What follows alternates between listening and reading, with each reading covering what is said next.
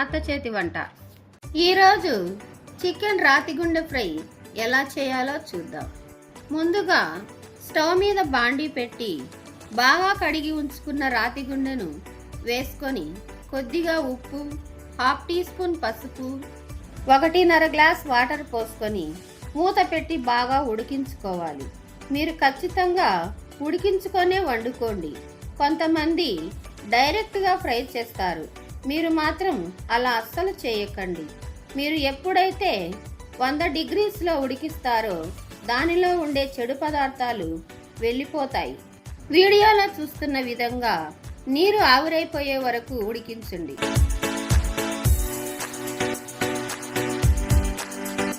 తర్వాత 2 ఉల్లిపాయలను చిన్న చిన్న ముక్కలుగా కోసుకోండి. ఇప్పుడు స్టవ్ మీద బాండీ పెట్టి సరిపడా నూనె వేసుకొని ఉల్లిపాయల్ని వేసుకొని వేపుకోండి. ఉల్లిపాయలు కాస్త వేగిన తర్వాత 1/2 టీ స్పూన్ పసుపు, 5 పచ్చిమిరపకాయలు వేసుకొని బాగా వేపుకోండి.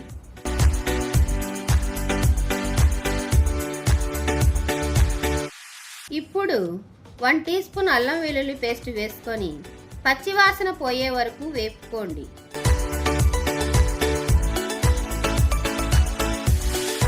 ఇప్పుడు 2 టీ స్పూన్ కారం పొడి, 2 టీ స్పూన్ ధనియాల పొడి వేసుకొని బాగా వేపుకోండి.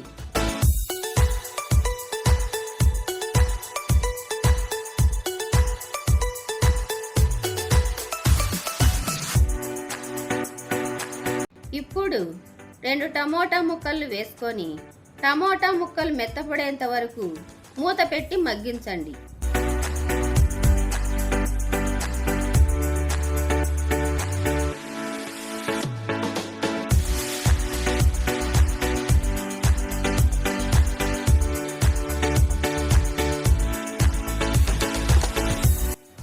ఐదు నిమిషాల తర్వాత మూత తీసి చూడండి. నూనె పైకి తేలిన తర్వాత ముందుగా ఉడకపెట్టుకున్న రాతి గుండెలను వేసి బాగా కలుపుకోండి.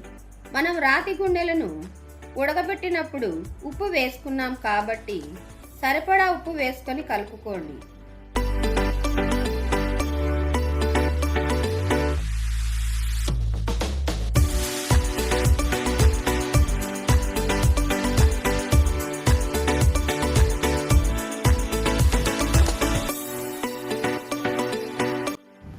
ఇప్పుడు మూత పెట్టి 5 నిమిషాలు మగ్గించుకోండి. అంతేనండి, ఎంతో రుచికరమైన చికెన్ రాతిగుండెల ఫ్రై రెడీ అయిపోయినట్లే. ఏ వంటైనా సింపుల్గానే చేసుకోవచ్చు, కానీ కొన్ని వంటలకు మాత్రం సమయం ఇవ్వవలసిందే.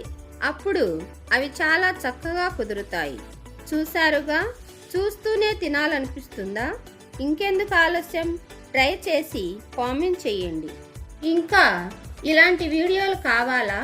అయితే ఆలస్యం ఎందుకు, మన ఛానల్ను సబ్స్క్రైబ్ చేసుకోండి. మరిన్ని వెరైటీస్ కోసం కామెంట్ బాక్స్లో తెలపండి. Thank you for watching. Audio Jungle.